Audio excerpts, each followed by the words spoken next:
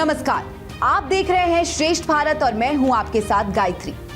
दोस्तों, देश ही नहीं दुनिया भर में रहने वाले भगवान राम के भक्तों को 22 जनवरी 2024 का बड़ी बेसब्री से इंतजार है, क्योंकि इसी दिन हमारे देश में एक ऐसा सुनहरा इतिहास लिखा जाएगा जो युगों युगों तक चमकता रहेगा और पूरी दुनिया को सनातन धर्म का संदेश देगा। 22 जनवरी 2024 के दिन ही अयोध्या में बन रहे भव्य राम मंदिर का उद्घाटन समारोह होगा और भगवान राम के नाम का जय घोष किया जाएगा। अयोध्या में होने वाले भगवान श्री राम के मंदिर की प्राण प्रतिष्ठा के लिए क्या आम और क्या खास, हर कोई उत्साहित है। लोग नाच गा रहे हैं, भजन कीर्तन कर रहे हैं। इसी बीच सुनने को ये भी आया है कि 22 जनवरी को भगवान श्री राम के मंदिर की प्राण प्रतिष्ठा के बाद उनकी चरण पादुकाएं भी रखी जाएंगी। फिलहाल ये पादुकाएं देश भर में घुमाई जा रही हैं।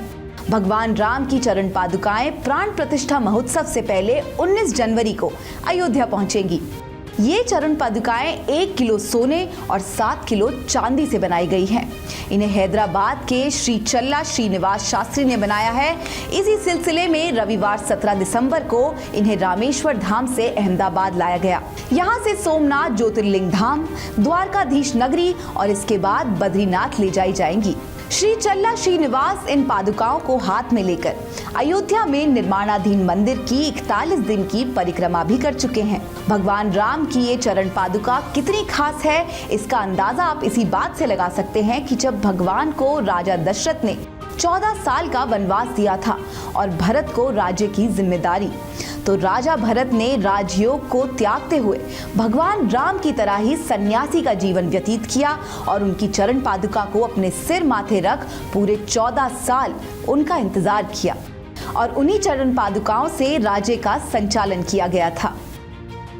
भगवान राम की चरण पादुका के विषय में पूज्य श्री गोस्वामी तुलसीदास जी महाराज जी ने श्री रामचरितमानस में वर्णन किया है कि प्रभु करि कृपा पांवरी दीन्ही, सादर भरत शीस धर लीन्ही। जब भगवान वन लीला करने के लिए 14 वर्ष गए वन में, तो भरत भैया ने 14 वर्षों तक पादुका जी को रख करके ही पूरे राज्यकाज अयोध्या का संचालित किया था और अयोध्या का सारा समग्र विकास, जन जन जितनी भी चेतनाएं थी, जलचर थलचर नभचर अचर, समस्त चेतनाओं को व्यवस्थित किया था। हम किसी की महिमा का जहाँ से उपाख्यान व्याख्यान करते हैं तो सर्वप्रथम चरण पूजा ही होती है और जहाँ चरण की पूजा होती है वहाँ वह स्वामी हमारा हो जाता है। तो ऐसे अयोध्या में ब्रह्मकुंड के स्थान पर यदि चरण पादुका स्थापित की जाती है तो इस चरण पादुका के पूजा कर देने मात्र से, दर्शन कर देने मात्र से ही संपूर्ण अयोध्या का दर्शन होता है। आपको बता दें, अयोध्या में राम मंदिर का फर्स्ट फ्लोर 80 बनकर तैयार हो चुका है।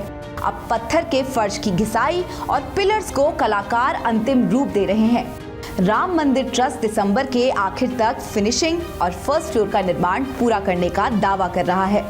समय पर निर्माण पूरे कराने के लिए राम मंदिर परिसर में मजदूरों की संख्या 3200 से बढ़कर 3500 कर दी गई है। काम जल्द से जल्द पूरा हो सके, इसके लिए मंदिर निर्माण स्थल पर वीवीआईपी एंट्री पर भी पूरी तरह से रोक लगा दी गई है। दोस्तों, इस खबर में हमारे पास फिलहाल इतना ही। देश और दुनिया से जुड़ी तमाम अहम खबरों के लिए आप जरूर देखते रहिए श्रेष्ठ भारत। श्रेष्ठ भारत पर खबरों से जुड़े रहने के लिए चैनल को सब्सक्राइब करें, बेल आइकन दबाएं और देखते रहें श्रेष्ठ भारत।